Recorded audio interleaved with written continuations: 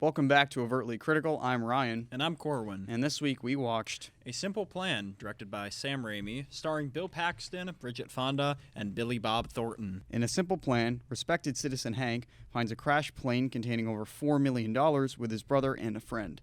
Their simple plan to split the money soon turns into a never-ending self-cover-up as their plan corrupts and endangers itself and the people around it. So this was my pick. Finally. And I knew nothing going in the first time I saw this and was completely blown away. To me, this movie just has one of the best premises for a movie I've ever heard. But it's a really good writing prompt of what happens if three guys find $4 million in a crashed plane in the woods. There's so many directions you could go with that. Yes. And it's the kind of situation that really brings out characters in a story. It's totally driven, as any story should be, by the emotions of these characters and by their desires and their wants, and just how this situation brings out who they really are. The Simple Plan is anything but simple. It puts emphasis on every detail, and it's something that sucks you in because this very simple plot becomes very complicated. It gets deeper and more people get involved, and it's sort of this downward spiral idea. You get really sucked into it. Excellent use of repetition, foreshadowing. The acting is very good. Oh my God, the acting is like amazing. you said, the dynamics between the characters and their relationships, brothers, friends, all of that coming together, it leaves you with a really, really good climax for the movie. It makes it worth the 2 hours. This is based off a novel by Scott B. Smith, I believe. It's a different plot. Kind of. I'd say about up until the midpoint of the movie, it's the same story. We haven't read the novel, but we read a synopsis because we were curious. The idea of having this dramatic situation with this money and all these different characters and how they react to it, it's a lot of conflict, a lot of drama, and it is definitely very revealing of characters in the movie. This is absolutely worth the watch. So if you have not seen this movie, stop watching, go watch it, and then come back for the rest of our thoughts because you will not be disappointed. Our main character, well, I guess later I can talk about this. I feel like a better protagonist would have been his brother. But our main character is Hank, and he's sort of working this job. What do they say? It's like a mill or something like that. Yeah, he works at a like this kind of feed store. They sell animal feed and grain. He's got a wife, Sarah. She's pregnant. She's going to have a kid soon. And then we get introduced to his brother, Jacob, and Jacob's friend Lou, who are about as different from Hank as you can probably get. They're kind of like the kind of people that, sort of make fun of him for being like a smart, pragmatic person. You get that idea that it's like, oh, you probably don't drink after 5 o'clock, all that kind of stuff. They think that Hank thinks he's better than them, and Hank definitely does think he's better than them. Hank and Jacob are going to bring flowers to their dad's grave, who he died several years ago. Might have been suicide, maybe not. That's debated, as we see about halfway through the movie. But Lou is just like catching a ride with Jacob because they're friends. And a fox runs by, and they run to a tree, and they go in the woods, and that's where they find the plane with the $4 million. Yep. A very good kind of character-revealing moment where they all have like different kind of ideas of what to do with the money in this situation. And at first Hank is probably the most hesitant one. He's very much like, all right, no, let's make a plan. We're going to do this. It's a simple plan. Hank is very much the upstanding, well-to-do citizen, whereas you have Lou, who is an incredibly desperate man who is in a lot of debt. He doesn't have a job. He's a drunk, and he's just like, like I'm picturing like that cartoon eyes popping out of his head like, ooh, money. Yeah. And then Jacob's kind of in the middle. You get the feeling throughout the entire movie, it's very clear he's in the middle of like sometimes he thinks he definitely needs the money, sometimes he doesn't. He's not sure who he should have loyalty to either, his brother or his friend.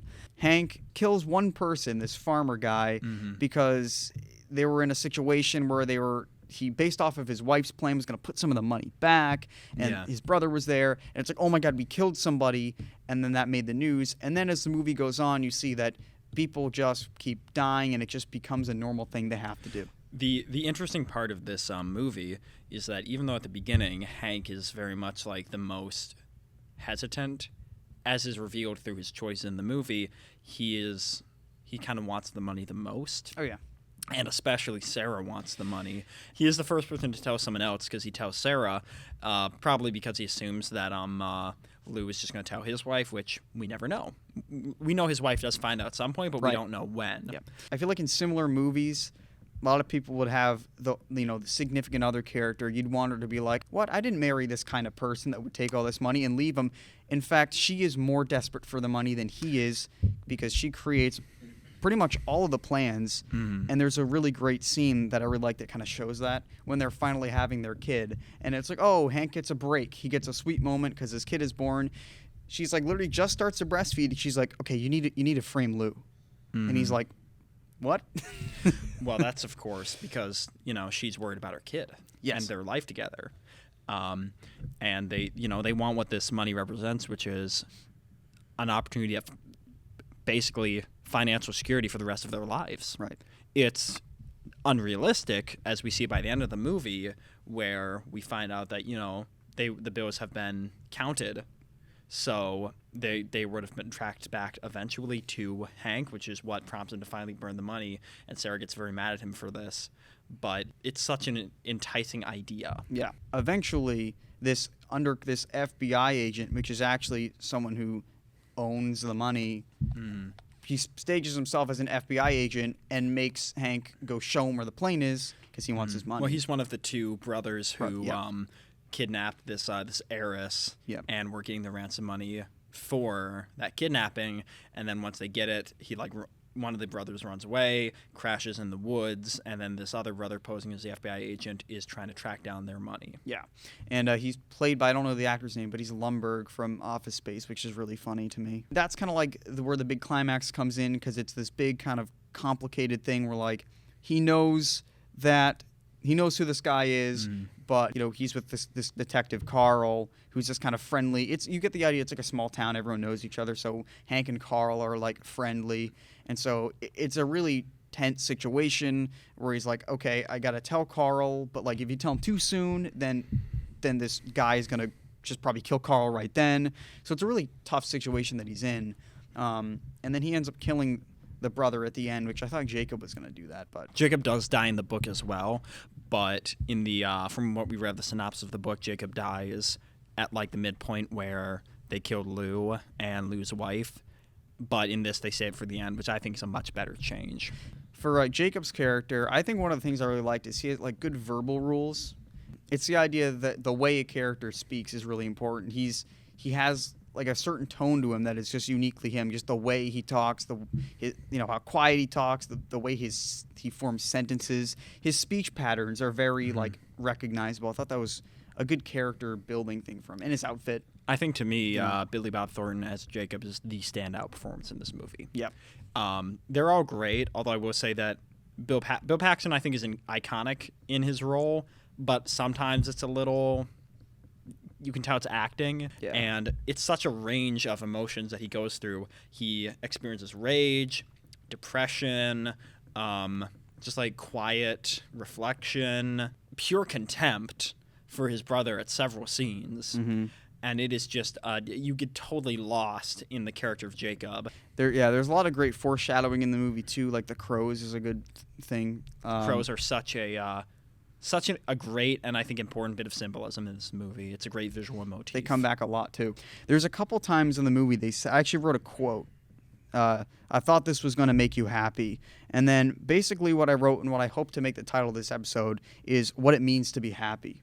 Because this movie touches a lot on buying happiness, that sort of thing. It's about what's going to make Hank happy, what his wife wants to be happy, to make Lou happy. Jacob has his own ways to be happy, which is the barn mostly, and this familial stuff. I think that's kind of what the movie is kind of held together with. And again, it's this idea of normal people doing bad things and turning bad. So it's a lot about what really does make you happy. What is the American dream? These sort of things. They all have different ideas, but especially Jacob is very conflicted of does he want the farm? Does he not want the farm? Does he want to be married to someone? And it's more just the idea that this money could buy them happiness. To me, this movie is a really disturbing story about the middle class in America. Overarching the characters of Jacob and Hank is the death of their father, who was a farmer who he had 2 mortgages on his house. He paid for Hank to go to college, and financially that ruined him, and very possibly drove him to kill himself. Yeah. So that his kids could get the life insurance. It's not until the midpoint of the movie that Jacob tells Hank that their dad killed himself, because what Hank represents is this very optimistic, idealist nature. Because compared to everyone else, he's pretty well off. They say at several points they're not experiencing any kind of real financial insecurities. He's got a good job. He's just had a kid. They've got a nice house. He's not worried about losing his job. They get along. This is like more of Jacob's dream that Hank kind of adopts later on, of this idea of repairing the farm and getting this life that they had, that their dad tried to get and lost and couldn't really ever achieve. And, you know, at the end of the movie, when they realize that the money is not the opportunity they thought it was, and Hank burns the money, and he kills Jacob at Jacob's request. Right. That he returns back to the farm in the final scene of the movie, to me, which is a very haunting shot, just looking at the barn and this pitch black, empty window. Right. And it's just so creepy to me. I think there's an interesting thing to say about how Jacob's form of happiness is sort of going back to the past, and Hank's is kind of moving away from it. Really. Jacob's almost committing suicide, very similar to their dad committing suicide. It's just kind of an interesting thing that I didn't think about that parallel. That Hank had to go through there. That Jacob kills himself to save Hank in the same way that their father killed himself. Hank does kill him. Well, still, but it's the idea. He's wanting to die. He gives up his life in the same way that their father killed himself to give them life insurance. The only thing I would say that I would kind of want to add here is, because I want to make sure we touch this. For visuals of the movie, it's a winter movie. There's a lot of snow, which is kind of a very important thing in the movie. Like, the season actually plays a role when he talks about, it's going to snow, our tracks will be covered up, things like that, waiting for the snow to melt away from the plane. Glad you noticed that, because that was one of the first things I wrote down, that winter is a very important part of this movie, not just plot-wise, but also thematically, to me. There's a lot of, like, browns and gray colors in the movies, but there's also some red. Like, Jacob's truck is red. There's a couple, like, Christmassy decorations that are red. And I guess I'll say this for my last sort of thing. I'm going to give a little criticism of the movie here. Something I think could have been better, which I don't think I do enough. The font they used. Not just the font. That was not great. It's a bad font. Not great. I think the idea, if they're going to go with this idea that Hank is this, like, kind of upstanding citizen, I wish we saw more of it than just him leaving work and, like, saying hi to a family going sledding and saying hi to Carl once. I wish we really saw more of that, because I feel like not that I didn't believe it, but it's just better to see more of it. The reason we don't is that there's a clear transition between who Hank is before the money and who he is after. No, I know. It really changes who he is. Well, it doesn't change who he is, but it really reveals who he is. Sarah mentions a line about, like, you just want things to be back to what they used to be. And in the end of the movie, they are, except it's worse, because now his brother's dead. When Sarah confronts Hank as, like, he's like, no, I'm going to bring the money back. We should never have done this. Her entire speech kind of, to me, sums up, like, the middle-class fear of America. I should say the white middle-class idea, just because, it's all white people in this movie. But that is that middle-class idea summed up by this movie. Hi, everyone. Welcome back to the sounds of A Simple Plan with Dan. When the orange truck with Lou and Jacob pulls into the driveway, the microphone capturing their audio as they walk out of the house towards the truck, it must be inside the cab of the truck. The sound is completely muffled until Hank opens the door and gets inside, in which he says something that is a lot clearer than everything else that has been previously said. There's a lot of musical cues in certain areas where something intense is going to happen. So in the bar scene, as there's a zoom in on Jacob's face when he's sort of feeling down later on, the music gets sort of heavy and intense. And it kind of led me to think ahead, and I will say I was right about this, is that something was definitely going to happen to Jake or Lou that was tragic. Especially, just as Lou's fate sort of came with the shotgun, so did Jake's later on as he was shot himself. When Carl walks into the haircutters, he starts talking to Hank about Jacob's appearance in Lou's house. The theme actually kind of shifts a bit when he starts talking about the man from the FBI and about the missing plane incident. You know, what might be going on here. I'm starting to feel curious about this whole man from the FBI. When Hank and his wife are arguing about keeping the money, there is a very subtle yet soft tone in the music that changes from a dreadful theme to a more mellow theme, which made me originally assume that Hank was eventually going to agree with his wife's idea to keep the money. However, as the movie suggests, I was wrong. There's another scene where they're with the snow plane, and this is when they're out searching for it. Clear shot. I don't know what microphone directly was used to capture the audio. My guess, however, is that it was unidirectional towards the people. Now, the reason I say this is because there was obvious running and there's snow, so the loud sounds that would be picked up by walking through the snow weren't there.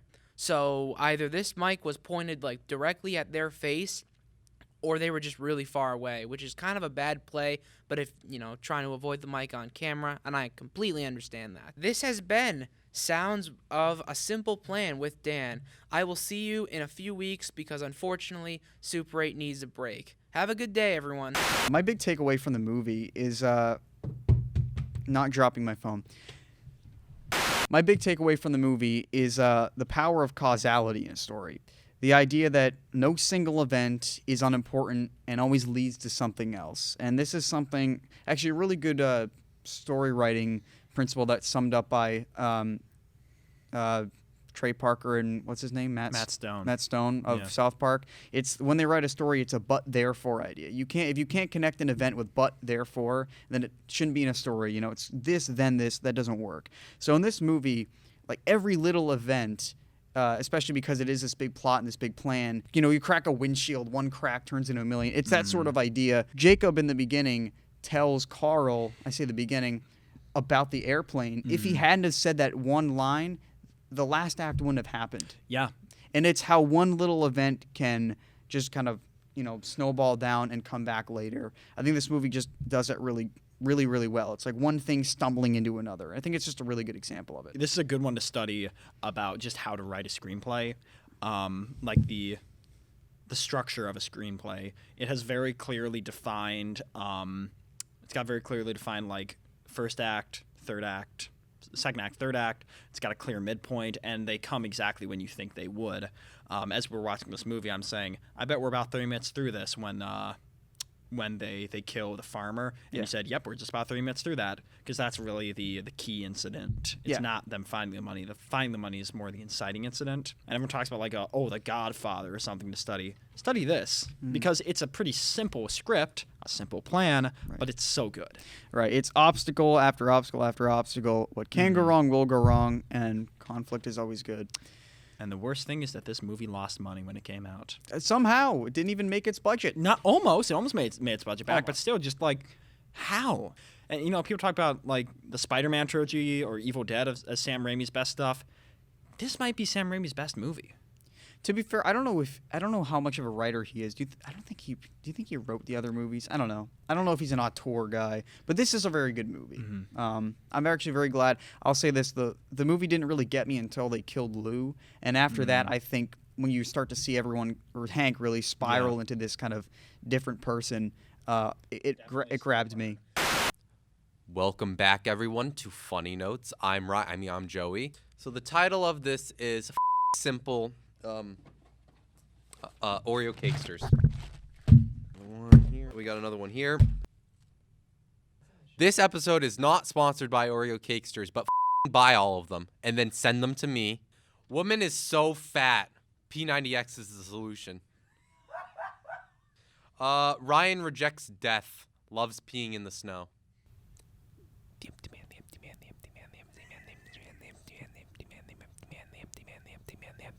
How? Where? Pilot dead. Probably rich guy. Corwin likes that. And then I put in a quotation above, I am the perfect foreshadower. I had no clue there was money in there. How millionaires are created. through blood. Then I just wrote, this movie would be better drunk. I am so pissed off that I am not of age and I could just be drunk while writing notes. America, gun Alabama. Gun in pants. Gang. And then the dog knows who was the MVP. Carl! This hasn't concluded funny notes. And remember to stay funny. Stay funny. Now we can pick our movie for 2 weeks because we're taking a break. This is box number 1, and that's for you pick the box. We're going with 1. I'll shuffle it, not that it's going to matter. So in 2 weeks, what are we going to watch? The Ballad of Buster We're watching Scruggs. the Ballad of Buster Scruggs. To explain why that's funny, folks, we just did a retake because I could see that this was in one of the boxes and that bothered me, so I said you got to reshuffle them. But we ended up picking it anyways. Coen Brothers, That'll be exciting. sort of like a, what do you call it, like the same things like 4 Rooms, like different little... Anthology movie. Be exciting. Western. All right, well, we'll see you in 2 weeks with The Ballad of Buster Scruggs on Netflix. Not sponsored. Okay. See you, everyone. Bye-bye.